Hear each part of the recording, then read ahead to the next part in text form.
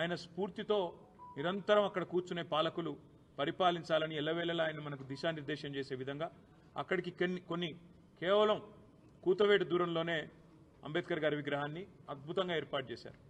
చేయడమే కాకుండా ప్రకాష్ అంబేద్కర్ గారిని కూడా ఆహ్వానించి రాజకీయాలకు అతీతంగా బ్రహ్మాండమైన కార్యక్రమాన్ని నిర్వహించడం జరిగింది. ఈరోజు ఈ ప్రభుత్వాన్ని నేను అడుగుతా ఉన్నాను, ఇవాళ మీరు నిర్బంధిస్తున్నది, అణిచివేస్తున్నది మమ్మల్ని కాదు, భారత రాష్ట్ర సమితి నాయకులను కాదు, మిమ్మల్ని ప్రశ్నిస్తున్న వాళ్ళని కాదు, మీరు నిర్బంధిస్తున్నది ఆ 125 ఫీట్ల ఎత్తున ఈరోజు మొత్తం హైదరాబాద్ను మొత్తం భారతదేశానికి స్ఫూర్తినిచ్చే విధంగా అక్కడ నిలుచొని ఉన్న మహానుభావుడు అంబేద్కర్ గారిని మీరు నిర్బంధిస్తూ ఉన్నారు. మీకు కోపం ఉంటే మా మీద ఉండవచ్చు, కేసీఆర్ గారి మీద ఉండవచ్చు, భారత రాష్ట్ర సమితి మీద ఉండొచ్చు, మా మీద అక్కసు ఉండొచ్చు. కానీ ఆ అక్కసును ఒక మహానుభావుడు ఏప్రిల్ 14 వారి జయంతి, డిసెంబర్ 6 అంబేద్కర్ గారి వర్ధంతి, మధ్యలో రాజ్యాంగ దినోత్సవం కూడా ఉన్నది. ఈ 3 సందర్భాల్లో కూడా బ్రహ్మాండంగా అక్కడ కార్యక్రమాలు చేయవచ్చు. డాక్టర్ బాబాసాహెబ్ అంబేద్కర్ దగ్గర విగ్రహం దగ్గర ఒక అద్భుతమైన మ్యూజియం కూడా ఏర్పాటు చేసినాం. దాన్ని ఈ రోజు వరకు మీరు పట్టించుకోరు.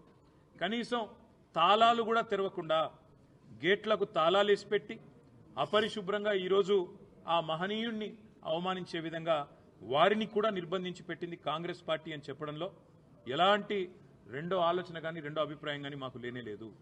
ఇవాళ ఆ మహానుభావుడి దగ్గరికి మేము పోతాము అంటే, ప్రజాస్వామికంగా నిరసన చెప్తాము అంటే, మా నాయకుల వ్యక్తిగత స్వేచ్ఛను, మా ప్రజాస్వామిక హక్కును కాలరాస్తున్న ప్రభుత్వానికి నిరసనగా మేము అక్కడికి పోతామంటే 300-400 మంది పోలీసులను పెట్టినారు కదా ముఖ్యమంత్రి గారు.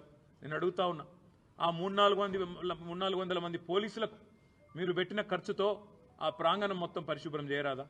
అక్కడ బ్రహ్మాండంగా ఈరోజు ఆ మహానుభావుడికి నివాళి అర్పించే కనీస సంస్కారం లేదా? నీకు నీ ప్రభుత్వానికి కనీసం ఆ ఇంగితం కూడా లేదా? అందుకే ఈ రాష్ట్ర ప్రభుత్వాన్ని, రేవంత్ రెడ్డిని నేను అనేది ఒకటే, మీరు నిర్బంధిస్తున్నది, స్వేచ్ఛను హరిస్తున్నది మాది కాదు. డాక్టర్ బాబాసాహెబ్ అంబేద్కర్ భారతరత్న ఆయన సామాన్యుడు కాదు, ఒక అసామాన్యుడు. ఈరోజు ప్రపంచవ్యాప్తంగా విశ్వవిఖ్యాత మేధావుల్లో ఒకటిగా గుర్తించబడ్డవాడు. ప్రపంచంలోని గొప్ప విశ్వవిద్యాలయాలు, హార్వర్డ్ అలాంటి